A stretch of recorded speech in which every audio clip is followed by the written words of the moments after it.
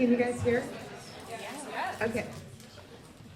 Stella in the back, she was like, should we start at 6:15 and let people really linger in? I was like, not with this group.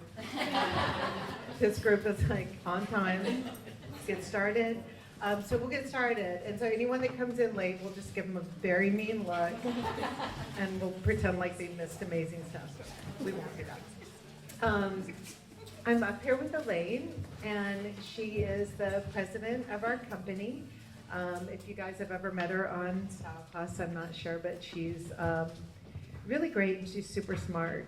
And I have her up here because we're so excited to be talking to all of you executives. It's so different than what happens at other fashion brands, but prior to starting Tibby, I was at Ogilvy and at American Express, and Elaine is like Miss Harvard, University of Chicago, blah, blah, blah, like all these fabulous things, and she's super smart. She's been with us for 12 years, and so we wanted to really take this opportunity to talk to you guys about style, and through the lens of so many DMs that I've received over the last 3 years from different executive women, men, all walks of life, but that have really allowed us to think about style in a brand new way. Before I dive in, do you just want to say hi? Hi everyone. I think I've had the opportunity to meet some of you during New York Fashion Week about a month and a half ago, but it's really great to see you, and I look forward to the conversation tonight. I was kind of nervous, like, I know. this is kind of an intimidating group. Yes, yeah, absolutely. And I think it's because we've done all these style classes. You guys have heard like, oh, one ton none, in and outs, all that kind of stuff. But I really wanted to prepare something different today, because like this is a group that if I ask you what your waist measurement is, you'll like give it to me in basis points or something. So we really want to be buttoned up here. But first, I do want to make sure you all got your stickers. You've got stickers in your books, so you can decorate your phones or whatever, and you have the color wheel sticker. These can be resold on the internet for thousands of dollars. Someone can like trade it in crypto or something, like we'll do something fabulous with it. But you know, I think one of the things that I hear from a lot of people is that there is so much frustration in talking about style. And I think a lot about why that is. And one of the reasons is that, you know, the fashion industry is speaking such a different language than how you and I speak and how most of you guys speak. And I think, you know, when you are wondering, you know, why you should be wearing something when you are being told, because it is so fabulous and it is so on trend and you're gonna love it for like a week and then we're gonna tell you something totally different and that's okay. And you're like, but that's not okay, you know, and then how do I wear it? And they're like, you know, you just mix it with this Prada and throw in a little Margiela and then that vintage belt and then it'll be fabulous, and then you will love it for a little while, and then you want to make sure that you do it in a way that makes you look really tall or that you look very slim or very long legs, but absolutely do not worry about yourself and how you look. You should not be concerned with any of that stuff. But, so, you know, everything is at odds and it's a mess, right? So we want to give you some real tools so that you can really start to think about how do you analyze what you need? How do you look very critically at your closet? How do you think about your style in a way that helps you communicate who you are? Because I think the most interesting thing that we found is that all of these incredibly smart women put a tremendous amount of value on personal style. And it's not frivolous. And you know, it's kind of like if you show up not looking like who you are as an individual, it's really frustrating. It's like if you're trying to give a presentation to some investors and the first slide is a bunch of like dancing squirrels, you know, like You don't want to be sending out messages that are the opposite to what you're trying to say. So really buckling down on understanding who you are as an individual and what you want to communicate, and then knowing what those tools are to help you communicate that. And then how do you get into a place where it becomes so easy that you can really just put it together. That's kind of the holy grail where we're trying to get you guys to. And like Patty, I'm looking at you here in the front row, and like we've been, like we go back 3 years now, right? Yes. But you must feel so at ease right now in your style, and because I remember you were so experimental in the beginning when you came in and kind of searching, and now you just got it all going on. here. Yeah, and you want to get to that point. I use a lot of cooking analogies when I talk, but and I can't cook, and that is what makes it like really ridiculous and ironic. But it's one where I've heard from chefs that if you really understand like salt, fat, acid, heat, how everything works together, then you can walk into a kitchen and really prepare lots of different things. You're not pulling out recipes and following it, you know, line by line by line. Because if every day you're approaching your wardrobe like very specific recipes, there's no ease in that. You know, it's really makes it hard to shop and understand how to get the right pieces to reflect who you are. So, one thing that we really talk about is the first step to moving forward and building up that closet and making better decisions, and actually tearing down the closet as well, is understanding what we call your 3 adjectives. And what we discovered after about 1.5 years into talking about these adjectives is that our adjectives were all very similar. When I first started this idea of 3 adjectives, everyone was calling me up and trying to really figure out what their individual adjectives were. But we all shared a similar mindset, and what that meant was in the end, we all shared similar adjectives. We all have a certain ease about us. We are very curious. That means we're very modern. We're interested in what's happening next. But we have a lot of respect for the past and for craftsmanship, and that's something that we kind of just boiled down to chill, modern, and classic. And sometimes people do come to us and they're like, no, I'm effortless, curious, and heritage. And I'm like, those are all synonyms of chill, modern, and classic. So by and large, we tend to intersect on these adjectives. And I think the need, though, for people to come up with their own adjectives is we're all individuals.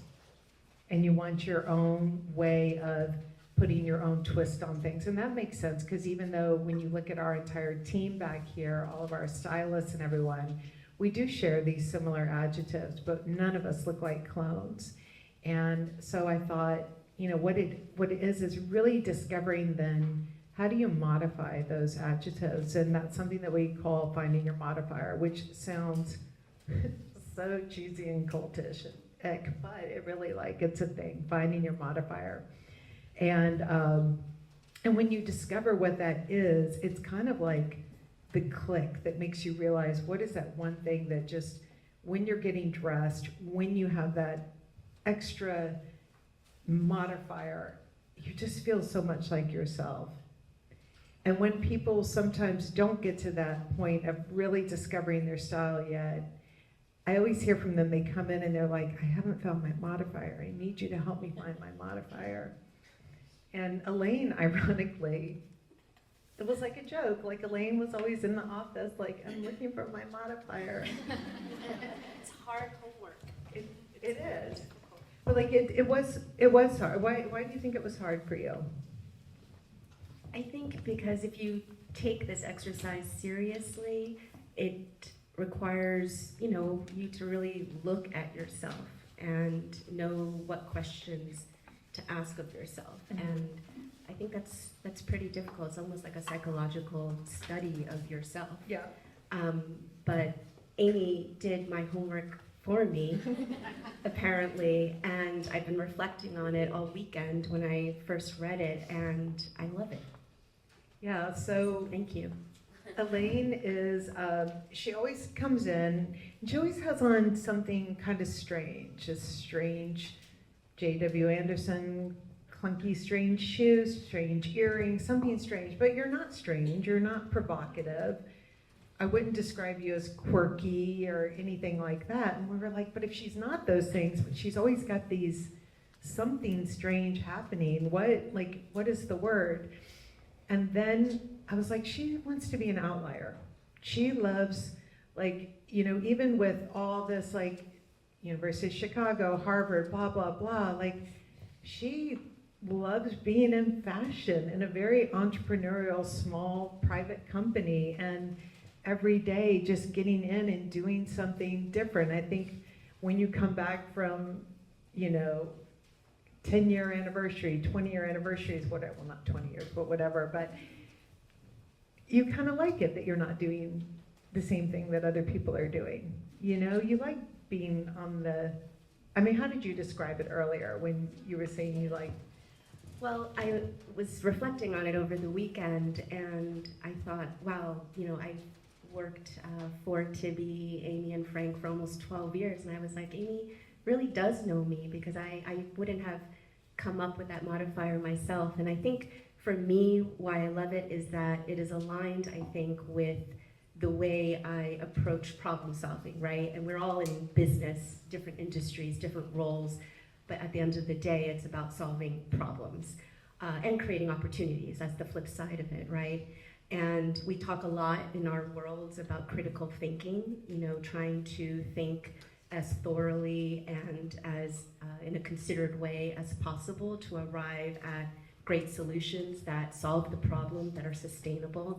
And for me, I think when I identify the problem, you come up with hypotheses, you look at all the data points, the facts, both analytical and otherwise. And what I tend to do is try to find the outliers in that data set to see if there's something that doesn't follow the normal pattern, and if it doesn't, why is that the case?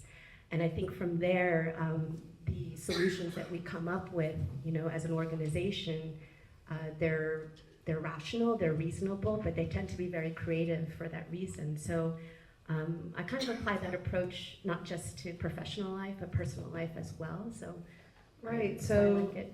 So if you think about it, then when Elaine walks into a meeting, that is what you lead with. If she sits down and she is taking a problem and twisting it and looking at it from a really different angle, when I look at her, I think, I get that, I expect that, that's my expectation. And so I think that's really great when everything that you are putting out there really matches what you are trying to give off. That is, to be in sync with that is such a good feeling. It really just lets you settle and just be. And so one of the things that we want to really help you with here today is really tackling the closet, figuring out, is your closet aligned with, your personal style? So we're going to do that. And then just to fast forward here to let you guys know as well, what I've done is around the room, we have taken a few of the racks and created like a hyper executive rack. There is a creative executive rack. There is a executive retreat rack, and then there is a work from home rack. So all of our stylists are here. They are well versed in it. The stylist team is kind of in the back there in the corner, but they are amazing to work with. This is not a thing, you don't pay them a fee or anything like that. They are just here to really help you guys find what you need, and there's no pressure ever, I promise. I really promise we really enjoy doing this stuff. It's not fake. All right, so getting you guys to really think about what is in your closet. One thing that you'll find in your workbook here is there is going to be a chart where you can look at it, and it's going to ask you to think about your closet and break it apart and list out what in your closet. I need my glasses. Sorry. Okay. So what what this chart is going to ask you to do here, and this is something to do at home, but what it's going to ask you to do is, on the top part of the chart, lay out what your, oh, sorry, Matt, am I like moving it all around? A little lower, Okay, talk lower? just further away. Further away, sorry. Picky. The top part is going to ask you to lay out your life. What percentage of your life is spent playing? That means like walking around, walking the dog, playing with your kids, doing things that don't involve pencils or, I don't know, things like that. It's going to ask you to assign a percentage of your life that is spent at fabulous dinners, amazing restaurants, like all that kind of great stuff. And then what percentage of your life is spent at work. And then what I would like you to do is spend some time in front of your closet and really look at what percentage of your closet is dedicated to play and to dinner and to work. And my guess is that a lot of you have closets that are really, really, really misaligned. I know for me that my closet says that I have this amazing life. That I am spending so much time in Paris, running around. Like, if I could just have the life that my closet thinks that I have, like, that would be incredible. So one good step is really like take a look at where, if you've got a misalignment there. That is step one in kind of setting your reality here. And we can all live in a bit of a bubble. This is not like to burst your bubbles or anything like that. Then, the next thing is, because this really is like core problem solving, right? Like, let's just really start to peel back where the problems exist and how we can start to solve. Because the next thing that you want to take a look at is really thinking about, I chose 3 areas to think about that come out in my DMs the most frequently. And one of them is thinking about how do you want to be perceived. And you'll see you have a little checkbox there where I've given 3 examples of how you want to be perceived. If you do not want to be perceived as any of these 3 things, write in your own. But from most people that I talk to, most executives, they either want to be perceived as being really in charge, or they want to be perceived as super imaginative and creative, or highly dependable. And it's not an either or here, it could be all 3, but what is very helpful is to rank these. And for me, imaginative, creative, that is my number 1 thing, right? I do want to be perceived as dependable, but I think that gig is up. That genie's out of the bottle. He's not going back in. And for me, too, like some of these things are life stage related as well, because I don't need to be perceived as being in charge. You know, like I'm over that. I've been there, done that. But if, you know, you ask my 25-year-old self or whatever, that would have ranked really, really high in the ways that I wanted to be perceived. So for a lot of people, these are embarrassing things to admit. You know, you want to, you know, if you were talking to a friend that you met, you'd be like, yeah, I just want to be perceived as like, you know, nice and, you know, just nice and thoughtful. But, you know, really, like, what is it you really want to give off? And what, you know, really, really go there, because this is going to help you run through better decision making when you're looking at what you're going to be purchasing in the future and what you need to be editing out. Another thing that you want to think about is, in your core, how is it that you want to feel? And what I love about reading all of the DMs that people give to me is that, or send me, is that it's crazy. People are individuals.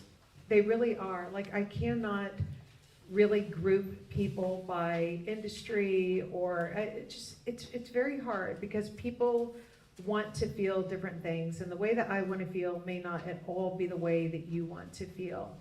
And so this is where, if you're reading like Vogue and they're like, you all want to feel sexy all the time, like, it's confusing because that's really not how I want to feel, it's not me. So I've put down 3 things here that you may want to feel. They're things that I hear from a lot of people. Scratch them out if they're not your things, you write in your things.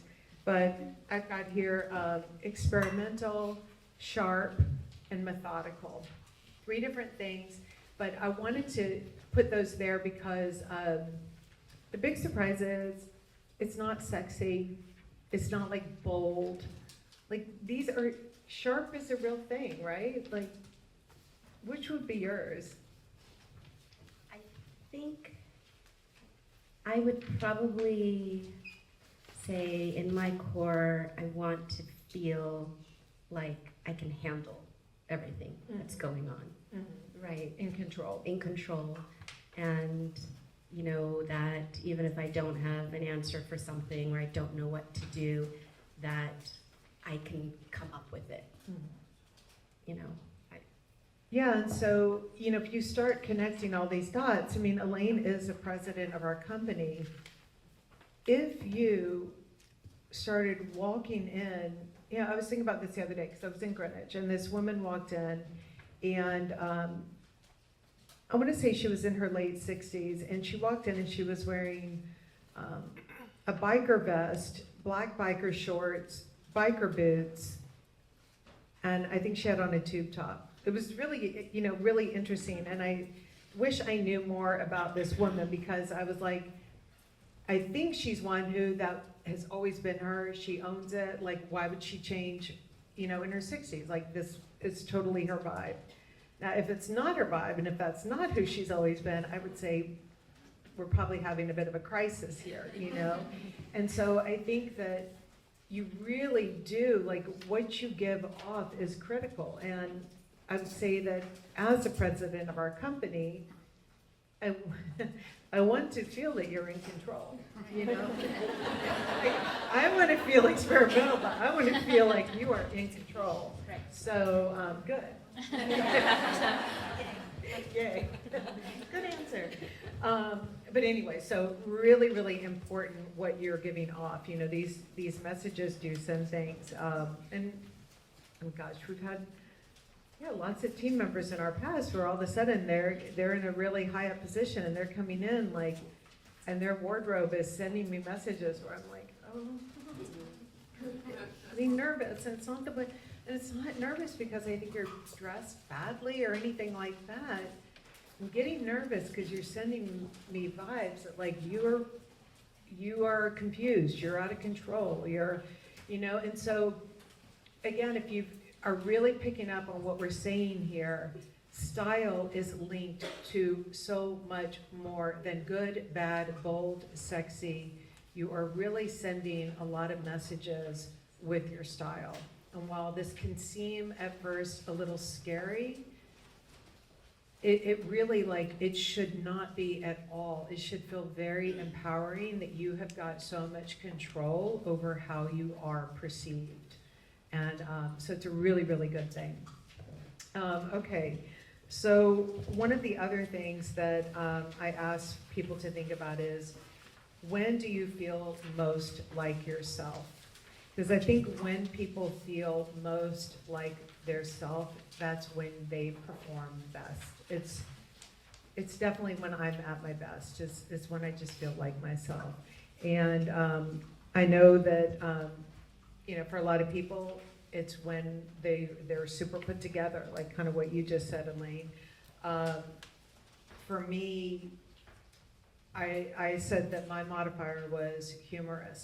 I always like to see a bit of humor in something. If something's not a little bit funny, a little bit not taking myself so seriously, I don't feel like myself. I feel too pretentious, I feel like an imposter. So there's always going to be something on me, like the screen ring of my son's dog, that just says, okay, like, I can take a joke, or like, actually, I'm not good at taking a joke, but I can give a joke. Anyways, but really, really, you know, connecting the dots of when do you feel like yourself and how to bring that out in your modifier is really critical. And getting to the point where I told this story in an interview that I did with a friend of mine, Samara. She's at BlackRock, and she is one of many who's become a very close friend just through DMs. And it was one of those things where it was like 11 o'clock at night. Of course, like I'm trying to watch a movie with my husband who's over here, and like there's like bing, little DMs coming up. And I get this DM from this woman, and she says, help me, my PR team is trying to make me wear jewel tones, and we're taking photographs for our annual report, help me. And so I didn't know who she was, but it was a picture for an annual report, you know, it wasn't like, you know, hey, it was for an annual report, big deal, right? So I wrote her back and I was like, would your PR person tell Stephen Cohen to wear a lovely red to like brighten his cheeks? Like, I don't think they would. So she wrote back and she's like, fuck it, you're right, I am not doing this. And then like a week later, she sends me her beautiful black and white check Tibby jacket that she wore in the BlackRock, you know, 10K, whatever it was. And she felt like herself. And she wasn't bullied because, you know, I mean, this does happen. Like, you've got a PR team who's like, wear blue, you know, but then like Steve Cohen's sitting there in his whatever, you know, like, why? So anyways, this is about like giving you strength to know who you are and know that showing up as you are is going to make it, it's going to make you feel strong. It's not about a strong shoulder. It's not about a red lip. It's about feeling just like yourself. Yeah? Yeah. All right. So the next thing that I've done here is we've redone a version of the CP scale, and I'm going to put the mic down for a minute. Matt, don't yell at me. I'm going to balance a couple things. Oh, actually, will you hold it open on that side? Cool. Okay, so if you guys don't have the book, I don't mean to do an infomercial on the book, but it really is helpful, I have to say. It really is. And Stella is here in the back there, and Stella, like, major props. She was our intern 2.5 years ago. How long have you been here? It's a little over 3 years altogether. Oh, sorry. My year's wrong. Time is going by so fast. But she was our intern, and then last year she really helped find this amazing publisher in Italy and really helped bring the whole entire book to life. So thank you, Stella. But it really is very sequential and helpful, I promise, I promise. So in the book, we have the CP scale here, and I've just taken a range of different friends of mine that I've gotten to know in the industry, and I put them on a scale from super hyper creative to super hyper pragmatic. And the reason why we did this scale is to show that you can describe your style in a way that is not one-dimensional. We describe ourselves as creative pragmatics because we know that we're really creative individuals, but that creativity, when it is funneled towards something that has a lot of utility, usefulness to it, that is when we feel most like ourselves. But you can slide around on that scale, and you can still feel like yourself and not crazy when you understand all of the components that go into the way you dress daily that are still in sync with creativity and pragmatism. And that just quickly was one of the things that was so difficult for me forever when I started Tibby, because Tibby's now 27 years old. And when I first started out, a lot of editors and everything, they always felt I was so confused because I could never describe my brand in one word. I was always using this, like, kind of like sexy, but only in the way that like you feel good about yourself. And it's bohemian, but only in the way that like it's at ease. And it's classic, but not like, you know, the Greenwich Country Club classic. It's classic and like, oh yeah, like that's familiar. That's, I see the luxury in that, or the workmanship. And they were always by then like tuned out and like, come back to me when you know who you are. And I was like, fuck, I do know who I am. But defining it as creative pragmatist helped me because I figured out how to move along that scale with these real key identities of chill, modern, and classic, only very amped up, sometimes more pragmatic, or amped up, sometimes more creative, but allowed me to move around and feel different each day, but still feel very much like myself. So when I have you rank out these emotions, these ways that you want to feel, while the creative pragmatist scale here is more towards things that might seem more obvious utility. It's a black suit, creative, like it's mixing red and mint and etc. Here, I've taken creative pragmatism and I've put it against a lot of the words that that we've used to describe how we want to feel certain days. And so when you are dressing more creative, it might be a day where you are wanting to feel a little more eccentric or a little more imaginative. Maybe you really do have a meeting where it's really important that people perceive you as the one thinking outside the box, you know? But maybe there are other days where you do want to feel more dependable and in charge, a little more cerebral. And so that's when you might get a little more pragmatic in the way that you are dressing on those days. But the key is that you learn to do it in a way so that when you've got that creative meeting, you don't show up as if you are like attending Coachella, and then on the day that you've got the serious meeting, you're showing up like, you know, like you're about to do someone's taxes, but in a really sad way, you know? So, and that's what keeps you like finding these ways to communicate who you are consistently and letting you slide along that scale is a really beautiful thing because, I mean, even at our own office, we have got so many people, like my head of design, Tracy, who's like an enigma to a lot of people. She won't let her photograph be taken. But she went in for a full-on law degree before she switched to design. So, you know, these are people that are not choosing like a creative lane or like this super cerebral lane. They're really wanting to balance both. So I love figuring out how to show up in both those ways. So the last few things here that you are going to find to help you in your closet is ways to really, really, really get critical about what's in the closet. So I've shown you a breakdown of how to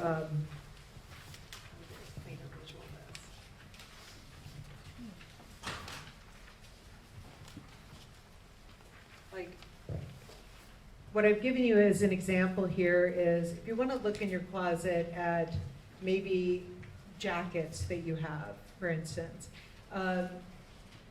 How would you describe a trench coat that you have? If you've got a few trench coats, and maybe you describe one as like, it's super creative, it's oversized, it's a good like ring 3 strange color, and it's got a twill smooth texture to it.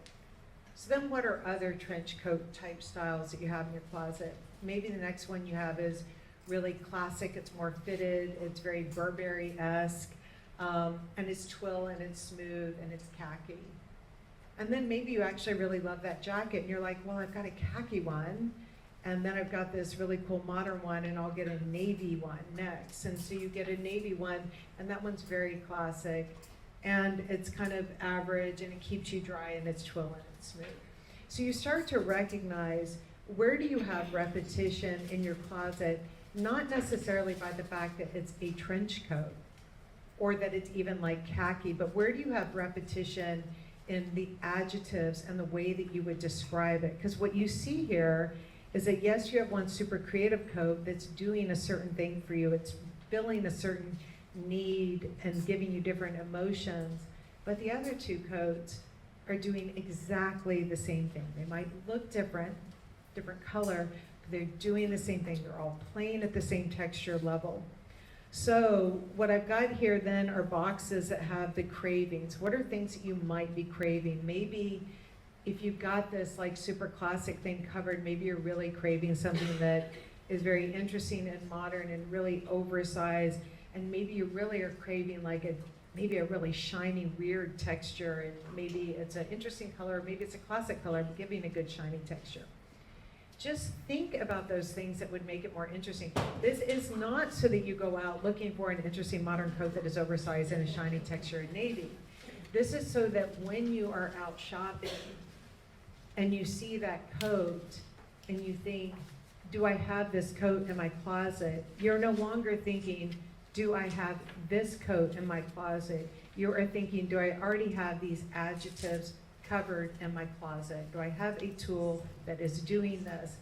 And what's amazing is when you get to that point where you really start to think in terms of adjectives and tools, it really releases you from the need to purchase.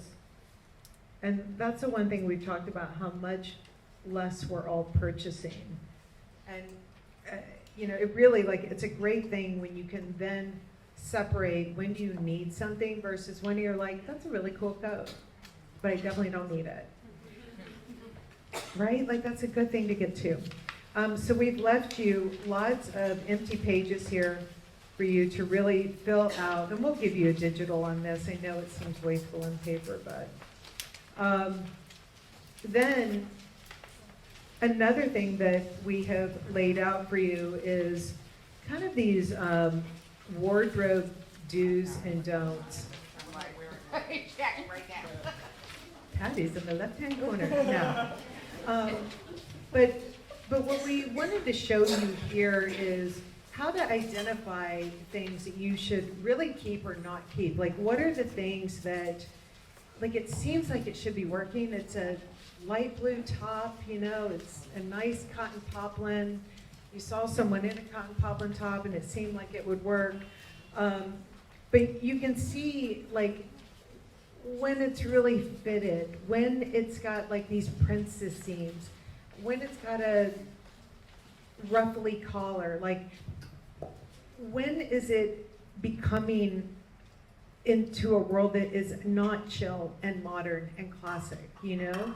And so everything that soars in your wardrobe, like everything that is going to be the pieces that you rely on the most, what you're gonna find is they embody all of your adjectives at all times.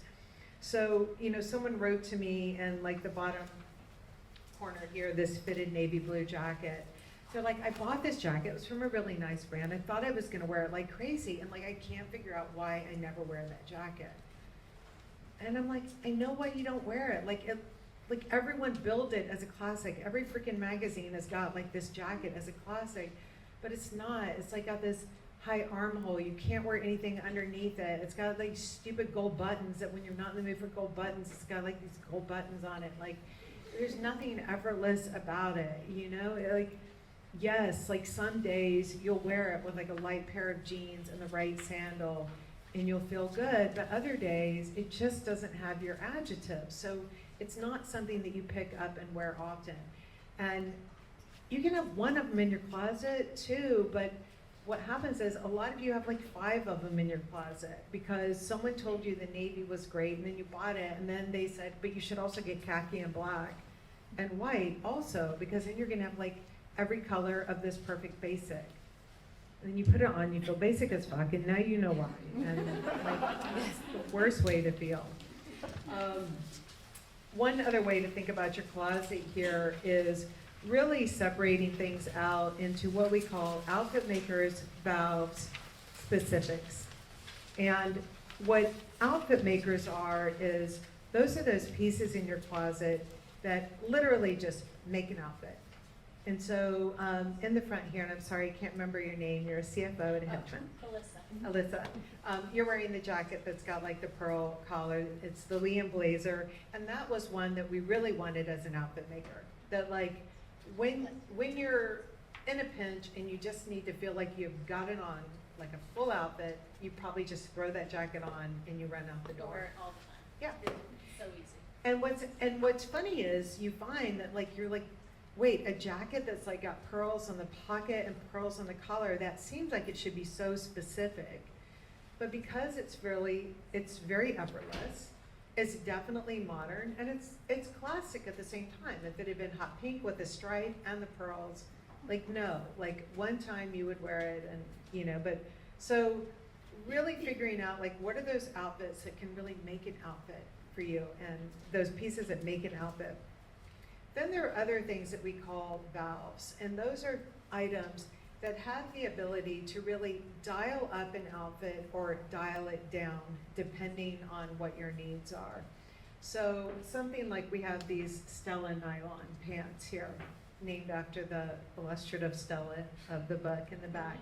But that nylon pant, like when you want to go to your office and you want to feel a little bit effortless, but you don't want to wear denim, but you just don't want to look like you just like tried so hard, you know? Like you just want to feel like yourself.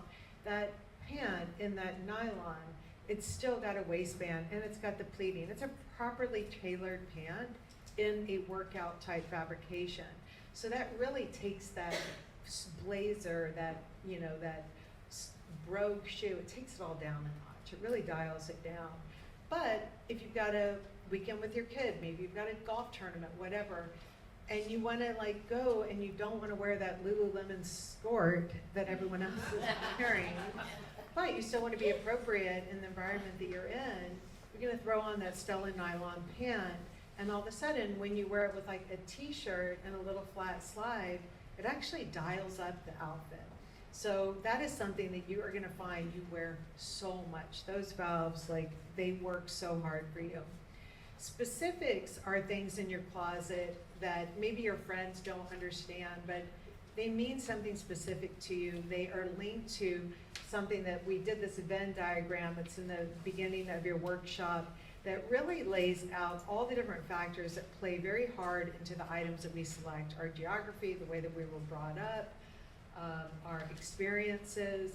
You know, you will not find a strict black and white suit in my closet. I waitressed way too long for that. It doesn't mean that you having a black and white suit is anything bad, and if you do wear it, I won't expect you to serve me tea or anything. But these are things that are specific to you. So this is where if you did have a random stylist walk in, they might say, you don't need this top at all, and you're thinking, it reminds me of my grandmother. Like, I love that top. And so these are things that they mean something to you. You keep them in your closet. You don't toss it out because of a friend's opinion or anything. But this Venn diagram helps you understand what they do mean to you. And it gives you words to express why it is important and why you can't clean it out of the closet. And then you've got a blank column here for none of the aboves, your knobs. You know, really, like, if you have got things that they are not specifically related to any reason why you bought them, if they are not a valve, if they are not an album maker, if they are just shit that you bought and you spent a lot of money on it and you're like, damn it, like that is, well, there is a business term for that. That is like a losing proposition. And like Sunk you, cost. yeah, Yeah, some cost. yeah. Know about it. Thank you. So look at those sunk costs, get rid of them. Get rid of them. The real will, you know, I hopefully you'll get more on the dollar than I do. But I give a lot of stuff away too now. Then at the end, I'm not going to go through this with you guys because the examples are, I think, very, very clear. And if they're not, I know that you will DM me. But they are just ways for you to just start to use deductive, inductive reasoning, everything possible to break down clothing in a way that is very digestible. And I promise, if all of this seems very like words on a page floating, the more you get into it, the more it's going to really start to make a lot of sense. And I know that is a fact because of the number of people that I have now been DMing with over 3 years, and just seeing, someone sent me a thing on the tea ceremony and thinking about where they are now in style in terms of the tea ceremony, where stage run, Cherie, do you remember what it's called? When you're learning from a tea master, but phase one is where you're writing everything down that they're saying, and it's not really absorbing, but you're writing it all down, you've got your notes. And then the second phase is when you are taking what they're saying and you're adding bits of your own thoughts to it and reworking it a little bit. And then the third phase is where you're just making your tea, you're doing your own thing, you've just got it down pat. So I know for a fact that it's a stage that you will get to, but I hope you have a lot of luck cleaning out your closet, thinking about what you need, thinking very importantly though about what you do not need. I don't know, I hope this was helpful. I hope this was helpful. And if not, you've got stickers. You've got lots of stickers to work with. Does anyone have any questions? Am I okay, Matt? Take some questions. Okay. Just a few. Matt's the one that sits offside on the style class and gives me like strange, like, does anyone have any questions? Yes. Hi, thank you for putting this together. Yeah. Love you, love the brand. I feel like I'm part of the family. So my issue that I'm running into is shoes. Yes. Getting older, I can't wear heels. I have heels on right now, stumbling over here. Yep. But I have my other heels in my Target bag. Yep. My other shoes to transition into. So I'm trying to figure out, I've been looking at everyone's shoes next to me, trying to figure out how to wear these chic outfits, but have a comfortable shoe that I can maneuver around in. I work in the event industry, I work in a hotel, so I want to look chic walking around the office, but then I want to be elevated when I have to do a client Yep. tour. So, but my feet are something different. Yeah. This is literally all I think about. Like, I love shoes so much. And shoes are particular, and like, yeah, because Tracy hates my shoes. And I mean, a lot of them, but she can't, like, anyways. She wears clogs, and we know, like, I hate clogs. But Sarah loves clogs. But anyways, but it's my company, so we're not doing clogs. But I'm looking at everyone here in this front row, and you guys have nailed the shoe game up here, so we definitely can take some pictures up here.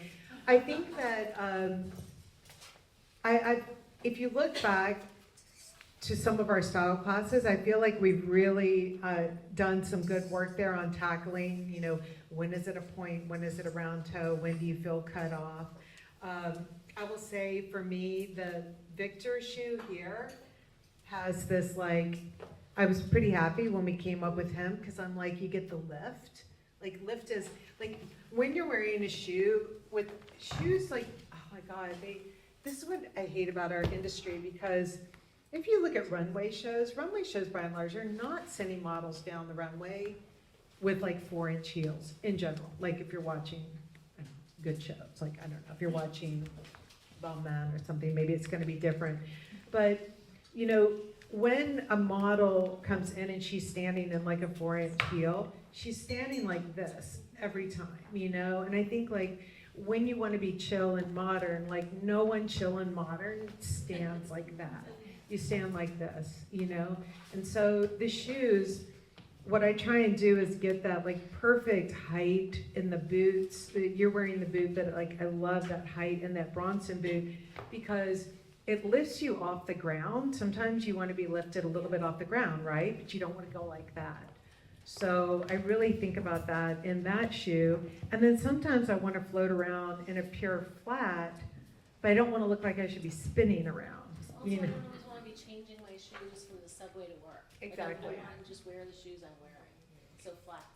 And that's another thing too. I think that when you look at this Venn diagram, a lot of people do have though issues that are related to, my mom always said I looked better in a heel, or I feel skeevy wearing an open toe on the subway, or I don't want to, the biggest thing I hear is I don't want to ruin my shoes. And that's my husband being from Europe. When we first started dating, he was like, I'm going to take you to this guy. They will make a handmade shoe for you and you will never need to buy another shoe again. And I was like, that sounds horrible. Horrible, who would want that? So I love shoes, and you should wear your shoes. And I think like by the end of the season, if that shoe looks so worn because you actually wore, if it looks so worn and you never wore it, that's a problem. But if it looks so worn because you really, really wore it, like, you know when you have food in your closet or in your cabinet and you eat it all the way down and like you end up not throwing away any excess? It feels so good to like really use something. And so use your clothes and wear them out, and use your shoes, wear them out. Just check to see where your own limitations are with what shoes you will or will not buy. Because a lot of times people write to me and they're like, I need a perfect shoe and these are the 47 types I cannot wear or won't wear. Okay. But I think like these Rudolph flats with the point, to me, when we did those, it really had the right amount of polish for an office. I resisted ballet flats for a long time because I thought that they didn't have the right amount of polish for an office, but I think we figured that out now going forward. So I'm really excited about some of the pieces that we have. And then your Brody slide. So good, right? Did you love him right away, or did you have to have your eye adjust a little bit? I had to have my eye adjust Mhm. a little bit, but after watching Couture 5 times, Adjusted, it was adjusted. The eye adjustment's a real thing. Yes, yeah. It's a very real thing. And so one of the things I tell people is when you are trying on clothing, do not feel the need to make the purchase right away. What I encourage people to do is be in the dressing room, stand there, take a picture. When you take a picture, do not go like this.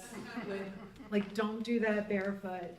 Like, I don't believe in photoshopping, like a photoshopping app, but guys, I mean, you've seen, like, look at me, you've seen my pictures, like, I am angled like this, like, I am, because I want to see myself in the best way possible. I want to see, like, you know, I don't have to live in a total reality, so I take a picture, and so what I do is I take a picture of what I love when I'm wearing and when I'm trying it on.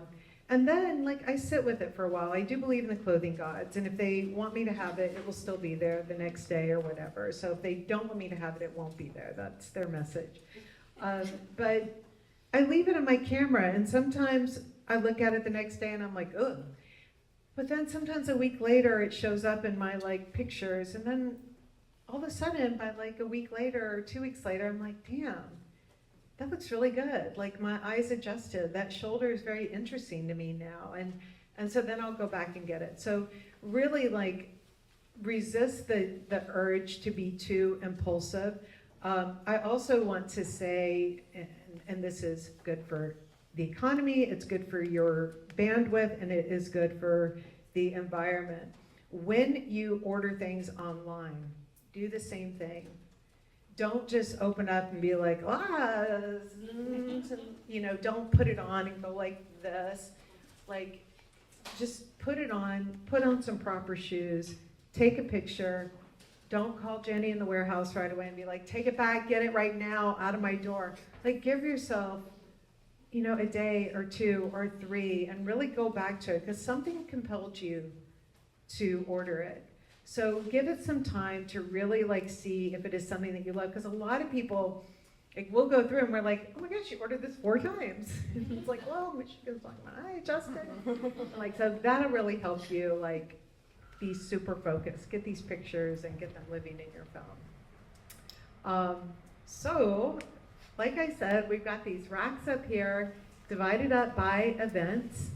I'm going to put this on Substack later on, everything I said with the items as well.